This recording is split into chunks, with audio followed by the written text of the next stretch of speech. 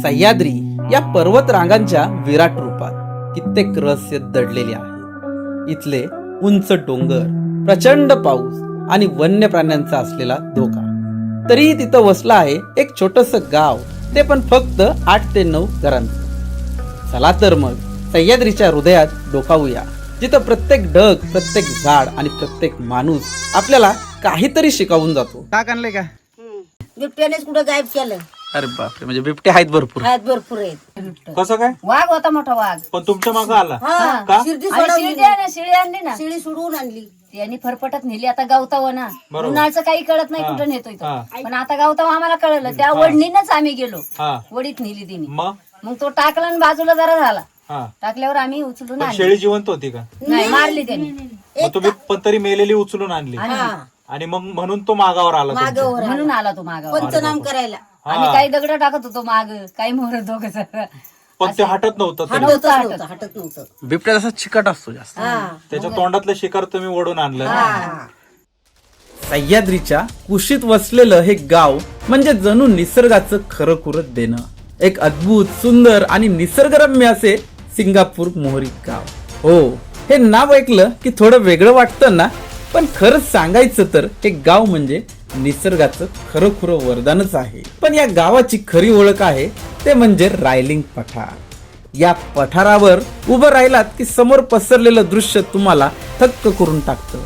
एका बाजूला दिसतं स्वराज्याचा अभिमान असलेलं कारागृह आणि दूर क्षितिजावर दिसते स्वराज्याची राजधानी रायगड.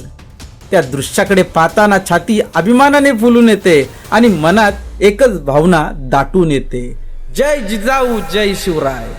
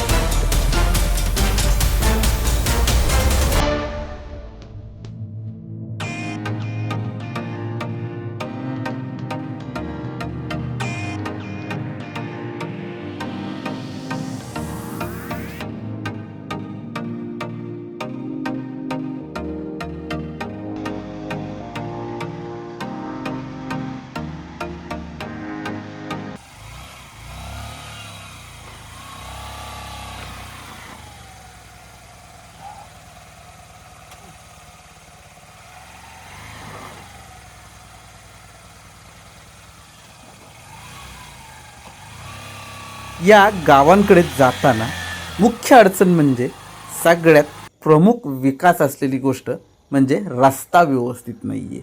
बऱ्याच भागांमध्ये साधा खडीचाही रस्ता नाहीये. त्यामुळे आपल्याला जाताना येथे बऱ्याच अडचणींना सामोरे जावे लागते.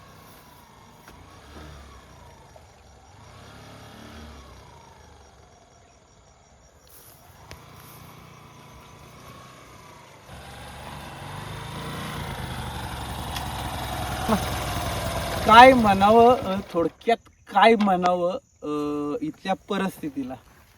थोडक्यात इथे यायला अजून चांगला रस्ता नाही आहे. बघतोय आपण इथं जर बघितलं आपण तर सगळा चिखलात अचानक बॅलन्स गेला, सगळा चिखल झाला.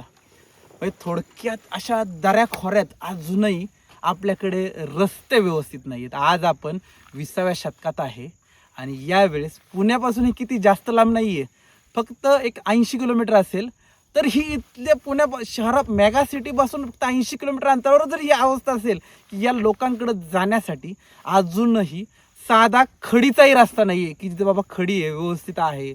म्हणजे थोडक्यात या लोकांना जर इमर्जन्सी काय पाहिजे असेल, अत्यावश्यक कुठली गोष्ट, तर कसं जायचं, इथे गाडी पण येऊ शकत नाही, एवढी वाईट आणि भीषण परिस्थिती इथे.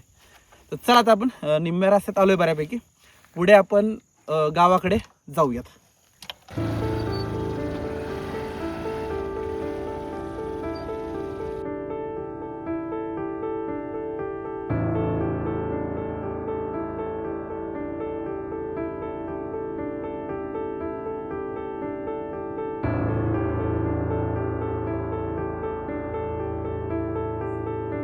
इथले उंच डोंगर, प्रचंड पाऊस आणि वन्य प्राण्यांचा असलेला धोका, तरी या काही कुटुंबांनी ठरवलं आहे या भूमीतच जगायचं. या गावात जायला साधा नीट रस्ता सुद्धा नाही, सुविधांचा अभाव असून सुद्धा मनात आहे निसर्गाशी एक अदृश्य नातं. या व्हिडिओमधून आपण जाणून घेऊयात या गावातील लोकांच्या अडचणी.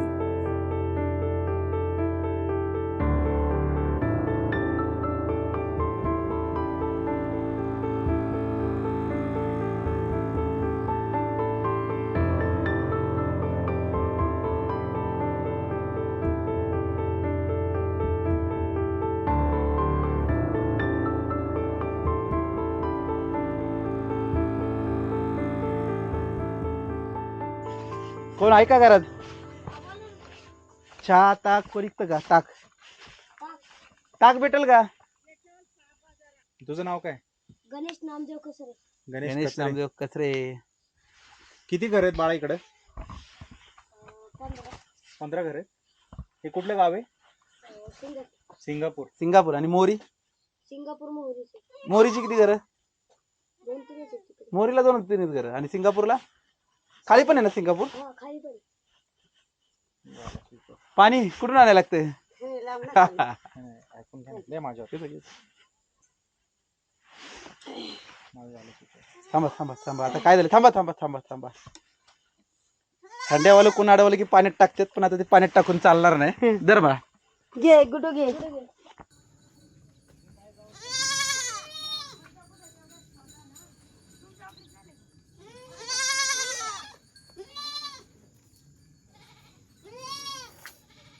ताक आणलंय का? हम्म. बघू ताक. ताक तुम्ही विकत देता का इकडं? हा. काय काय विकत भेटतं?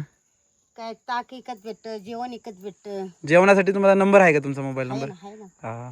आता आपण इथं मस्त डेबे मावशी त्यांच्या घरी आलोय. बघितलं ना, मस्त सारवलेली भुई आहे. ही घोंगडी आहे. या घोंगडीचे बरेच फायदे आहेत. हम्म. मीठ टाकले का? नाही नाही. मीठ द्या की मीठ. इथं ताक म्हणजे एकदम प्युअरच ताक भेटतं.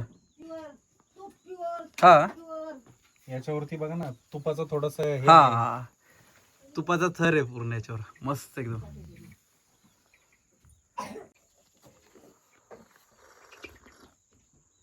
तुमचं नाव काय? सोनाबाई लक्ष्मण डेबे. किती म्हणजे बरेच वर्ष तुम्ही इथं राहताय. हम्म. आता मला सांगा, इकडे लोक फिरायला येतात का भरपूर? भरपूर येते. मग आता जर आता इथं आला तर मी बऱ्याच वेळा इथे येतो, तर लोकांना जेवणाची व्यवस्था नाही, तर तुम्ही लोकांना जेवण पुरवता. पुरवतो. मग तुमच्याकडे जेवण काय भेटतं? आमच्याकडे डाळ भात भाकरी. जर एखाद्याने तुम्हाला फोन नंबर, आता तुमचा मी फोन नंबर घेतो, तर तुम्हाला फोन केला तर तुम्ही त्यांना मग जेवण व्यवस्था करा. कारण की आता मी काय करणार आहे, तुमच्याकडे इथे गेल्यानंतर पुढे रायलिंग पाठवला जाणार आहे, फिरणार आहे, आणि मग तुमचा नंबर देतो. आता मला सांगा, इथं पाऊस कसा आहे? भरपूर आहे. आणि फिरायला येणाऱ्यांनी कधी यायला पाहिजे इकडे फिरायला? दिवाळीच्या नंतर. दिवाळीनंतर. हा. आता मला सांगा, एवढ्या शेळ्या आहेत, सगळे एवढं जंगल आहे, इथं काय बिबट्या वाघ काय आहे का? भरपूर आहेत. खात्यात नसते हातात नाही. आताच झाले या गाई. कधी झालं ते तिसऱ्या आमच्या बाजूवर कशाने? बिबट्याने? बिबट्यानेच कुठं गायब केलं. अरे बापरे, म्हणजे बिबटे आहेत भरपूर. आहेत भरपूर आहेत. पाऊस कसा होता? भरपूर होता. अजून पण आता भात कापायला आले तो. भात कापायला आलं तरी पावसाने नुकसान केलं. आता नुकसान केलं, आता काय करायचं? हा, आता इकडे शेती केली तरी डुकरं ठेवत नाही. डुकरांनी वाटलं लावलं. लग काहीच आता नाही. इथं राहायचंच पर्याय म्हणजे काय करावं हे झालं पहिले आम्ही शेत लय करायचो हा पण आता डुकर म्हणजे लय झालीत ना जंगल लय झालं त्याच्यामुळे भरपूर डुकरं झालीत ना त्याचा त्याच्यामुळे काहीच डुकरांचा बंदोबस्त काय करताच येत नाही. काहीच नाही करता येत. कसं तर कारण सरकार काय म्हणतं की आम्हाला पाठवा आणि नुकसान दाखवा पाठवा. ए, येऊ दे बसू दे त्यांनी नाही हो दे त्याला काय तर कुठं त्यांना काय झालं तर मग किती एकरची शेती आहे असले समजा मी ते फॉलोअप घ्यायलाच वेळ जातोय फॉलोअप घ्यायला अहो त्या तुम्हाला हे पगार. वेल्ल्याला जायचं म्हणजे 4 तास वेल्ल्याला जायला लागायचे आणि मग काय? गाडी भेटना तर तिथनं आणखी हे परिस्थिती तिथून आता गाडी एसटी पाहिजे तुम्हाला पासली पर्यंत चालत जावं लागतं चालत जावं पाचली पर्यंत चालत जावं म्हणजे पासली पर्यंत तुम्हाला कुसरपेटची वस्ती आहे ना बघा तिथून चालत जायचं तिथून खाली जायचं आणि मग वरून तिला एक पिकअप तेव्हा तुम्ही वेल्ल्याला जाणार आणि बाजार बिजार कसं तिथून बाजार मग आता काय डोक्यावर 5 जावं वाजता लागतं. निघून जायचं इथून हो सकाळचं लवकर. सकाळचं पहाटे सकाळ 5 पाच. वाजता तेव्हा ती गाडी होती नाहीतर पहिली एसटी कितीला आहे ती? पहिली ह्याला ज्येष्ठ नाहीच आहेत. जास्त इष्टी नाही आहे मग बाजार. खाजगी गाडी खाजगी वाहन 7 वाजता एसटी येते त्या आपण नाही का खाली मड्याला जातो मळेला बडी घातला घाटला जातो आणि आतमध्ये येतो आपल्याकडे हा. तिथं 7 वाजता एसटी असते कधी जायचं एवढ्या आहे अरे बापरे म्हणजे तुम्हाला इथून जायचं बाहेर तालुक्याच्या ठिकाणी म्हणजे स्वा लय अवघड आहे लय अवघड आहे लय अवघड आहे. माडचा रस्ता जर झाला हा. तर बऱ्या गाड्या येणाऱ्या वाढतील आता माडचा रस्ता झाला तरी इथून खाली उतरायचं हा. नाही का दापोली मध्ये बरोबर तर खाली 4 ओढे आहेत पावसा पाण्याचं ते पण ते अवघड पण आहे. अवघड आहे. आणि दुःख दुःख तर भरपूर पाहिजे दिसत दुःख ते असूच पण पाऊस असतो तर ओढं भरलेलं असतं त्या मग पाण्यात तुम्ही महाडला उतरायचं झालं तर कुठल्या नाळ्यात उतरता बोराटीच्या का सिंगापूर? सिंगापूर सिंगापूरची जरा सोपी म्हणजे आधी उन्हाळ्याला उतरतो पावसाळ्यात नाही पाऊस चालू झाला का नाही पूर्ण मग महाडला पायी जाता चालत. नाही खाली इथं उतरलं ना हा. घाटाच्या खाली दापोली म्हणून हा हा वाळणकोंड असं तिथं गाड्या भेटतात तिथून मग गाड्या. महाडला तुम्ही काय कामानिमित्त का खरेदी वगैरे करायची झाली? काय असं वशेट विशेट आणायचं खरंच मांडला जातो आम्ही नाहीतर नाही बाकी मग दवाखाना इकडे वेल्ल्याला. काय वेल्ल्याला वेल्ल्याला. जास्त पण गंभीर विचार झालं करा तर पुन्हा. आपण टू व्हीलर वर येताना आम्हाला अवघड येणं आहे अवघड येतं रस्त्याने. गाडी असून आम्हाला अवघड आहे तुम्ही कसा प्रवास करता कसं राहता खरंच तुम्हाला चालत जाण्याशिवाय पर्याय पर्याय नाही. नाही. पर्यायच नाही चालत जाण्याशिवाय पर्यायच आणि पोरांची शाळा वगैरे पोरांची शाळा 4थी पर्यंत इथं गावात आहे आहे हा 4थीच्या पुढे मग आपल्या इकडून आपस मध्ये गेलेला कुठं काय जे नाही नातेवाईक असेल तसं पोरांना शाळेत पर्यंत आता पाठीमागे एकल गावात आहे हा हा. आणि 7वीच्या पुढे 10वीला पुण्याला पाचलीला खाली आता एकटं पोरग म्हणलं 2 पोरं असली तर पाचलीला कधी चालत जायचं कधी जायचं चालत आणि पोरांना एकटं तरी कसं सोडणार जनावरांची त्यात भीती आहे. त्यात आता शाळेत आहे ना कुठे इथं रुपये हा एकटाच आहे रे इथं शाळेत एकटा शाळेत हा पण शाळा रोज असते माझी. रोज असते तर रोजचं येतं सर रोजचं येते सरांना मानलं पाहिजे सर मानलं किती पाऊस असला तरी येतो हो ना बघा ना रोज म्हणजे ते आणि त्या एका शिक्षक पोरासाठी पण येतात येतात पोरासाठी. मग त्यांचं खरंच मानलं पाहिजे सरांना त्या नाही मानलं पाहिजे आणि तुम्हाला इथं अजून अडचण काय सगळेच अडचणी येतात मला लाईट वगैरे आहे पण दूध असलं लाईट बी नसती लाईट नाही नाही आता जे पावसाळ्याला लाईट नाही काय नाही आणि दूध वगैरे असन हा तर त्याची उत्पन्न नाही इथं उत्पन्न नाही म्हणजे डेअरीला वगैरे काही पर्याय नाही का? घालायला खाली जाणं पण तुम्हाला अवघड अवघड आहे. आहे रोजचं ये वेल्ल्याला रोजचं जायचं नाही आता दूध घालायला जायचं म्हणजे यांना रोज 3-4 किलोमीटर जाणं 3-4 म्हणजे 7-8 किलोमीटर रोजची पायपीट आहे अहो वेल्ल्याला 26 किलोमीटर वेल्ला आहे तिच्या आत दूध डेअरी कुठंच नाही पण एक आहे बरं का तुम्हाला सांगतो असे जर व्हिडिओ लोकांपर्यंत गेले लोकांना हे रायलिंग पठार आहे हे जास्त लोकांना माहिती झालं म्हणजे आमचा हाच प्रयत्न आहे की अशा गावांचे व्हिडिओ बनवायचे हा. तर काय आहे थोडक्यात रायलिंग पठाराचं आहे तर तिथं लोक जर रायलिंग पठाराला आली तर त्याच्यातून तुम्हाला उत्पन्नाचं साधन म्हणजे जेवण वगैरे असं तुम्ही देऊ शकता आणि आजकालच्या लोकांना आता लोक काय भरपूर येतात ते आपलं ते घेऊन येतात मजा नाही करतात, नाही नाही ते नाही घेऊन असं का होतं हे सांगतो तुम्हाला लोकांना माहित नाही की इथं जेवण भेटल हा, जे माहिती आहे ती येते ग्रुप आहे ज्यांना माहित नाही ती बाहेर हा आता आम्ही व्हिडिओ बनवला तो लोकांपर्यंत गेला तर लोकांना कळेल ना की बाबा इथं गेलं तर इथं जेवण भेटल आणि लोकांना आता हॉटेलपेक्षा चुलीवरचं भाकरी जेवण आवडतंय 3-4 वर्ष झाले आपण जेवण देतो हा कारण ती ओळखीचे जे ग्रुप आहेत त्या बरोबर येतात आणि कसं होतं ज्या लोकांना माहितीच नाही त्यांना माहित नसतं की तिथे जेवण भेटतं बाहेरनच जातात म्हणजे काय करतात बाहेरून जातात आणि लोकांना ताक आपल्यासारखं ताक कुठंच भेटत नाही बघा हा original जसं हे ओरिजिनल ताक कुठे भेटल नुसतं पाणी टाकतात त्याच्यामध्ये हे वरचं माळ गहू ठेवायला पावसाळ्यासाठी कपाट लय जुनी दिसते. चार वर आहे का पावसाळ्यासाठी वरती गायांचं जरा वाळक गवत काढायचं. गवत आता काढायचं. वाळेल ना, हा वाळलं की डिसेंबरच्या टायमाला असं काढायचं आणि मग पेंड्या बांधून ठेवायच्या, मोळ्या बांधून. नंतर पावसाळा चालू झाला, पावसाळा चालू व्हायच्या आधीच याच्यावर भरून ठेवायचं, बरोबर. कारण न भिजता न भिजता म्हणजे तुम्हाला लाकडं पण जनावरांना खायला होत नाही ना. म्हणजे तुम्ही गवऱ्या भरून ठेवायच्या, फाटी भरून. गवऱ्या उन्हाळ्यात आता गवऱ्या फाटी पण- थापून आता फाटी पण गोळा करायला करून ठेवायच्या. पडत का त्याची लोकं त्रास देतात. त्याचं ते राहतच ना मग स्वयंपाकाला आपल्या गवऱ्याच वापरायचं. गवऱ्यात. चुलीवरच. आपल्या इकडे कसं होतं, इथून खाली ते गवरेवणी साईड अनेक जनावर झाली जास्त, डुकर लय झालेत. लय झाली. जंगलच तसं झालंय म्हणलं. जंगल आहे बरोबर. घरापर्यंत येतात जनावर, बिबट्या वगैरे असं कधी आलाय? बिबट्यापर्यंत हे बाहेर नाही येतात की, पण असं बकरा गुराला असं घराच्या माणसाला काय आसपास असं गुरगुरण्याचा आवाज वगैरे कधी माणसा बिनसाला काय करत नाही नाही. ना? माणसाला काय म्हणजे शेळी खाणार, बकरा म्हणजे की गुराला खाणार, गुराला खाणार. गाईला त्याचं पिल्लू असं म्हणजे माणसाला नाही तुम्ही काय. गुरांमागं राखाय असलं तरी खातायच ते, खातच की. आणि परवा इथे गेलं नव्हती तरी खाल्लं. तरी शेरडी धरून नेलं लगेच. कोणाची? तुमची शिर्डी? हा, नाही, आमची. तुमची शिर्डी म्हणजे तुम्ही सोबत असूनही बिबट्याने उचलून तिघं जण सोबत असून नाही तिघ जण असून तुमच्या समोर उचलून नेली. संपूर्ण आम्हाला फरार नाही. मग ती गुरे घालवली, परत शोधायला गेलो. मग शोधायला घेऊन येता येता आम्हाला 8 वाजल्या. बाप. तरी पाठीपाठीच आमच्या येत होता नुसता. म्हणजे त्याने हल्ला पण केला, आम्ही होतो 4 जण. त्यांनी हल्ला केल्यावरती गुरं पांगले असतील. हा आम्हाला हा मग गार्डनला फोन केला फॉरेस्ट खातेवाल्यानं. म्हणलं तुम्ही जर घरात नेलं तर आणि बोंबाल चाल नाही का. तर म्हणलं आम्ही कसं सांभाळणार अख्या रात्रभर, ते मागं मागं चाललंय जनावर ते नुसतं. आमच्या मागे नुसतं चालत राहिलं. हा, कुठलं जनावर? वाघाचं म्हणजे बिबटं. कसं काय? वाघ होता, मोठा वाघ. पण तुमच्या मागं आला हा का? शिर्डी आणि सोडवली शिळी आहे ना, शिळी आणली ना, शिळी सोडवून आणली. त्यांनी फरफटत नेली. आता गावताव ना, बरोबर. उन्हाळचं काही कळत नाही कुठं नेतोय तो. हा. पण आता गावताव आम्हाला कळलं, त्या वडणीनच आम्ही गेलो. हा वडीत नेली तिने. मग मग तो टाकला आणि बाजूला जरा झाला. हा टाकल्यावर आम्ही उचलून पण आणली. शेळी जिवंत होती का? नाही, मारली त्यांनी. मग तुम्ही पण तरी मेलेली उचलून आणली हा आणि मग म्हणून तो मागावर आला तुमच्या. मागावर म्हणून आला तो मागावर. पंचनाम करायला आम्ही काही दगड टाकत होतो माग, काही मोहर दोघ पण ते हटत नव्हतं तरी. हटत नव्हतं. बिबट्या जसा चिकट असतो जास्त. हा त्याच्या तोंडातलं शिकार तुम्ही ओढून आणलं ना? हा. मग ते गार्ड सांगितलं, म्हणलं काय करायचं. हा. तर म्हणलं आता तुमच्या घरी नेऊन ठेवा, सकाळी पंचनाम्याला आम्ही. पण मग तो घरापर्यंत आला? आला घरापर्यंत आला. दुसऱ्या दिवशी दुसऱ्या दिवशी सकाळचा पंचनामा केला. हा. दुसऱ्या दिवशी हा पंचनामा करून मग ती आपली ती गेली. मग आम्ही इथं ठेवली ना, सरपंचाच्या घराच्या पलीकडे पंचनामा केला. शेळी. हा तिथं नेली, घरातून तिथं नेली. मग तिथनं ते तो त्या घेऊन गेला. दिवसाला तिथंच ठेवली. दुसऱ्या रात्रीला त्यांनी ओढून नेली. तिकडच मोठं झोप गवलं नंतर मी. बापरे. म्हणजे बघा, ते इतकं चिवट जनावर असताना त्यांनी पाळतून ते कुठं नेतय, कुठं ठेवतय, त्यांनी शिकारीवर त्याचं लक्षच ठेवलं, सोडलं नाही लक्षच शेवटपर्यंत. ठेवलं. शेवट परत सोडले. त्यांनी तो संध्याकाळचा घेऊनच गेला. हा दुसऱ्या सकाळची बघायला गेलं तर नाही म्हणलं, नाही म्हणजे कारण किती गुरं ते सोडली तेव्हा मी गेलो ना. मग हुशार आणि किती चिवट जनावर असेल.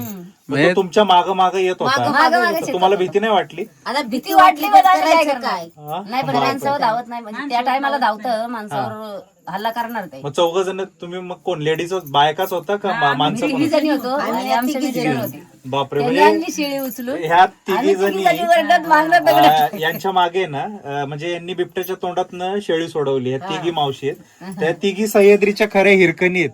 म्हणजे बिबट्या या तिघींच्या मागावरती होता. या तिघींनी त्या ते बिबट्याचा पुढे माग घेऊन घेत, चालायचं शेळी. हा, ते मागणं चावल वाजायची, त्या चावल टाकायची. बिबट्याचा त्या माग घेत या तिघींनी त्याच्या तोंडातनं शेळी सोडवून आणली. तर मावशीने आता सांगितलं, शेळी सोडवून आणताना तो पुन्हा त्यांच्या माग माग घरापर्यंत आला. पण या तिघी एकत्र होत्या, या घाबरल्या नाहीत. म्हणजे सलाम आहे यांच्या सर्वांच्या हिमतीला. बापरे. म्हणजे खरंच सलाम तुमच्या हिमतीला. दाद दिली पाहिजे की इतक्या अशा ह्याच्यात पण तुम्ही घाबरले नाही, संयम धीर सोडला नाही. आणि 6 वाजले होते. हा म्हणजे घरी येऊस्तोवर तर तुम्हाला अंदाज झाला, शेळी भेटायला 7 वाजले. 7 वाजल्या कडूस पडलंच म्हणजे. कडूसा झाला. बापरे. तुम्हाला आता इथं राहताना एकतर तुम्हाला सुविधा पण नाहीत आणि अशा वन्य प्राण्यांचा त्रास भरपूर आहे की तुमच्या ज्या शेळ्या आहेत त्या एकदम हातात तोंडाशी घास ते ओढून नेत आहेत. ओढून नेते. आता तुमच्या इकडं आजच बघा गवलं का बकरा माळ होता त्याच नाही इथल्या इथलं इथंच खाल्लं. आता जंगल आहे ना, मग तुम्हाला लपून बसून कुठं गायब केला असेल, बारका असलं तर नेला असेल कुठं त्याला. मग ते काय करते, लपून बसते. तुम्ही शेळ्यात चारायला गेलात की ते लपून बसते आणि एकदम झडप टाकते. दिसत नाही, फक्त एकदाच बकरं ओरडतं, हा. फक्त एकदाच ओरडतं. म्हणजे बकऱ्या नरडच पकडतं ना डायरेक्ट. नरडच पकडतं. म्हणजे बकरं एकदाच ओरडतं, परत बकऱ्याचा आवाज पण नाही. नाही नाही नाही एकदाच ते एकदा ओरडण्यात जर गवारी जवळच असेल आपण त्यांच्या पाठी जवळच असेल तरच माहिती पडतं. या दोघी जणी होत्या तरी माहिती पडलं नाही त्यांना.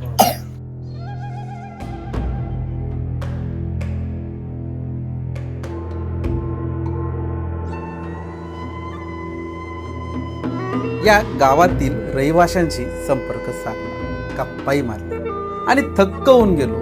किती खडतर आयुष्य यांचे आहे, कोणत्याच सुविधाही येथे नाही. तरीही ही घरे अजूनही या डोंगर रांगेत टिकून आहे. यांना निरोप देऊन मी माझ्या पुढच्या दिशेला रायलिंग पठाराकडे निघालो.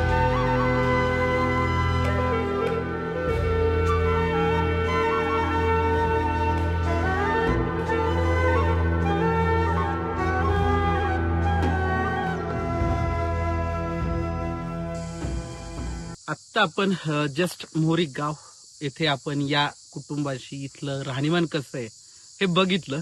आणि या व्हिडिओचं जे मुख्य आकर्षण आहे, इथूनच पुढे तुम्ही शक्यतो मोहरी गावातच गाडी लावा, कारण की इथे गाडी लावणं गाडीसाठी सेफ आहे. पण मी आज माझी छोटी बाईक आणलेली होती. ही जर बाईक म्हणताल तर आज मी फुल ऑफ रोड बाईक करून लावली असं काय म्हणायला हरकत नाही. ही होंडा शाईन माझी एकदम परफेक्ट डोंगरदारात आहे.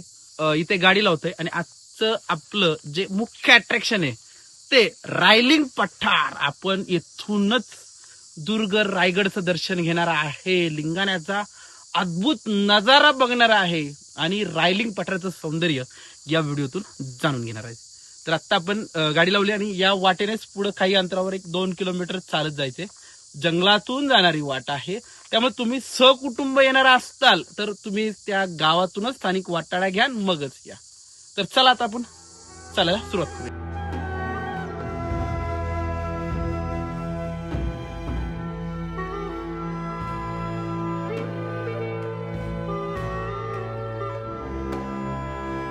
पठाराकडे जाणारी वाट जरी घनदाट जंगलातून आणि निर्जन परिसरातून जात असली तरी पायवाट स्पष्ट असल्याने दिशाभूल होण्याची किंवा चुकण्याची कसलीच शक्यता नाही. तरी खबरदारी म्हणून एखादा स्थानिक गावातील वाटाड्या सोबत घेतलात तर उत्तम राहील.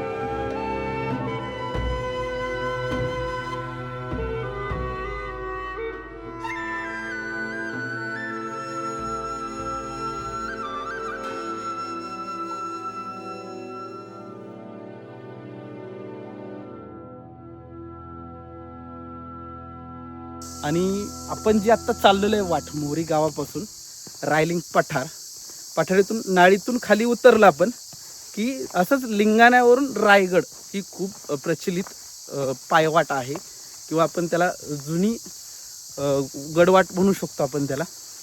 खूप सुंदर वाट आहे आणि वातावरण तर इतकं सुंदर आहे की काही बोलाय नको. हा ऑक्टोबर एंड आहे आणि हा पाऊस आहे तो जायला मागे ना.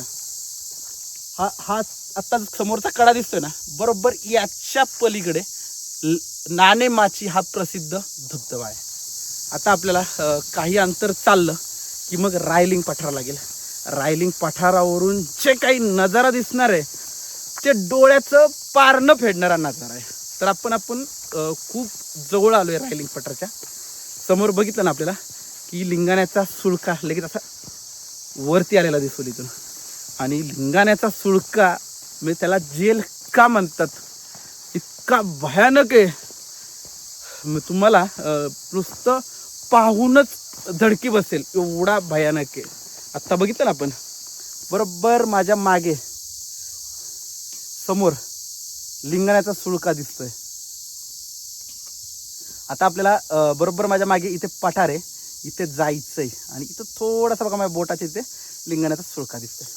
थोडं अंतर राहिले आता आणि वातावरण म्हणजे आपल्याला लवकर जायचं यासाठी की कधी पाऊस कोसळेल आत्ता काही सांगू शकत नाही आपण, इतकं पावसाचंही वातावरण झालेलं आहे.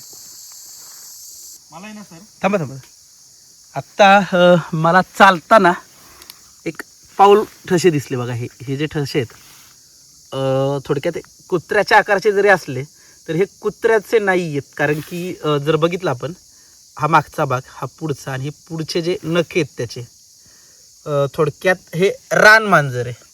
रानमांजर कुत्रा आणि मांजर याचं थोडंसं मध्यम आकाराचं असतं, मांजरापेक्षा थोडं मोठं असतं, कुत्र्यापेक्षा थोडं बारकं असतं. हे जे नखे आहेत ना त्याचे, अक्षरशः या जे ठसा आहे त्याच्यामध्ये नखे सुद्धा असे रवलेले आहेत.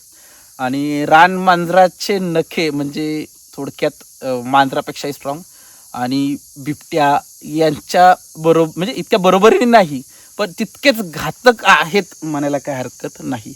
आत्ताच आपल्याला या पाऊल वाटेवरच हे जे 2 ठसे इथे एक आहे आणि इथे एक आहे, हे पाऊल वाटेवरच 2 ठसे दिसलेले आहेत आपल्याला. बघू आपण या मागच्या पाऊल वाटेने आपण चालत आलो आहे, म्हणजे आपल्याला या ठिकाणी वन्य प्राण्यांचा वावर बऱ्यापैकी आहे म्हणायला काय हरकत नाही. आत्ता आपण हे जे समोर दिसतंय ना, इथे गाडी लावली, इथून इथे जंगल लागलं, इथून हे मैदान आहे, असं आपण चालत आलो आहे. ही जी मागची पायवाट आहे आणि असंच आता आपण पुढे जातो आहे. आत्ता अशा ठिकाणी आलो आहे की एकदम अचानक आपल्या डोळ्यासमोर लिंगाणा सुळका दिसणार आहे आणि ते पठार आहे, इथे आपण थांबणार आहे. आत्ता माझ्या मागे बघतोय आपण, हा क्लास म्हणजे मी शब्दातही वर्णन करू शकत नाही इतका हा सुंदर नजारा बघतोय आपण समोर आपल्या. आणि कायम या लिंगाण्याचा सुळका बघतानाच इतकी मनात धडकी बसते.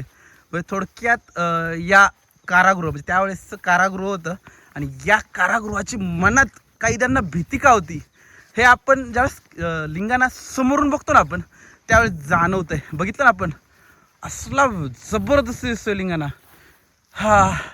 आणि समोर बरोबर तिथे आहे ना ते पठार आहे. आता आपण तिथे जाणार, थोडा वेळ घालवणार. रायगडही मी तुम्हाला इथून दाखवणार आहे, जगदीश्वर मंदिरही आपण इथून दर्शन घेणार आहोत. आणि रायगडचं दर्शन म्हणजे साक्षात छत्रपती शिवाजी महाराजांचं दर्शन आहे. तर चला आपण पठारापाशी जाऊयात.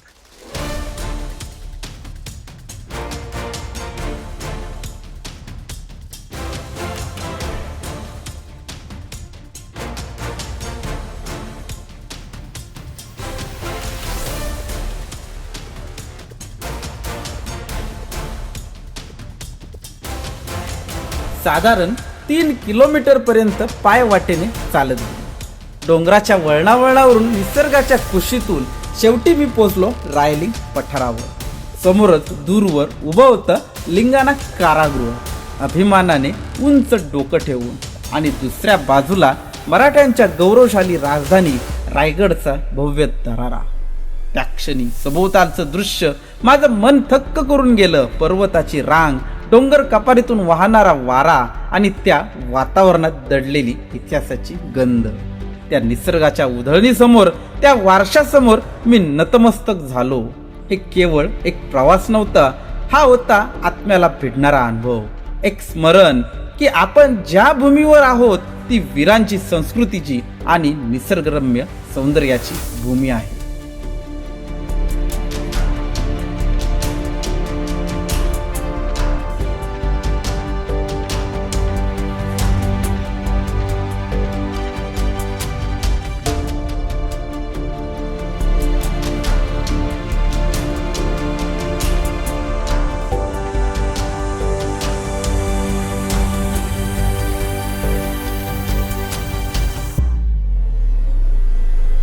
आत्ता आपण रायलिंग पठारावर आहे आणि मागे बघतोय हा लिंगाण्याचा सुळका आहे. मी 1.5 वर्षापूर्वी या सुळक्यावर जाऊन आलेलो आहे. याचाही व्हिडिओ मी डिस्क्रिप्शनमध्ये दिलेला आहे. तुम्हाला जर लिंगाण्याचा थरार काय आहे तो बघायचा असेल तर तोही व्हिडिओ नक्की बघा. आणि मागे दुर्ग रायगड आहे आपल्याला.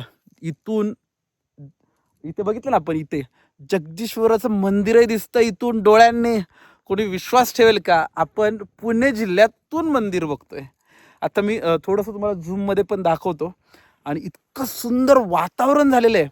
मागे बघितलं ना आपण, इकडे मागे रायरेश्वरचं पठाराचं थोडंसं टोक दिसतंय. म्हणजे थोडक्यात नाखिंदा साईड दिसते. रायरेश्वर पठाराचं शेवटचं टोक नाखिंदा साईड इकडे दिसते. याच्या पलीकडे नाणेमाची धबधबा आहे, पलीकडे मढेघाट आहे.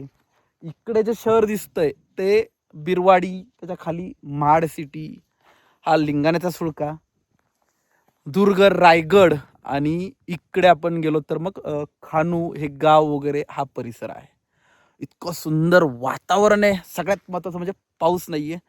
पावसाने तर खरंच केलेला आहे. मे मध्ये सुरू झालाय, ऑक्टोबर एंड आहे तरी पाऊस पडतोय. इतक्या सुंदर वातावरणात आज मी इथे आलोय, खूप सुंदर. आणि तुम्ही इथे आलात तर इथे तुम्हाला कसलाच क्राऊड बघायला भेटणार नाही. बघतोय ना आपण, फक्त कोणीच नाही इतके, आणि इतकं सुंदर वातावरणात आपण हा वेळ घालवतोय. काही काळातच येथील वातावरण एकदम बदलून गेले. सोसाट्याचा वारा वाहू लागला, काळे कुट्ट ढग गोळा होऊ लागले. चाहूल होती एका मोठ्या पावसाची.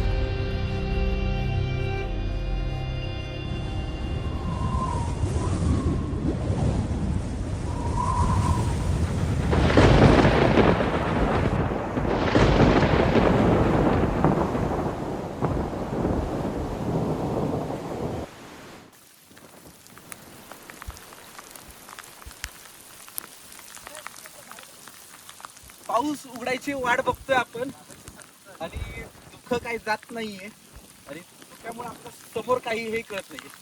जवळपासचा जर परिसर बघितला तर एकदम दरी आहे इथे. इथलं वातावरण म्हणलं ना तर क्षारदात पाऊस, ऊन आणि एकदम दाट धुकं. आत्ता मागे लिंगा नाही दिसत नाही, आणि एकदम वातावरण चेंज झालंय. म्हणजे मी आलो त्यावेळेस एकदम कडक ऊन होतं, आणि आत्ता बघितलं ना आपण एकदम दाट धुकं आहे, समोरचंही काही दिसत नाहीये. आणि अचानक पाऊसही सुरू झालाय. मागे लिंग नाही दिसे ना, जोराचा पाऊस सुरू झालाय. बहुतेक आपण आता भिजणार आहे.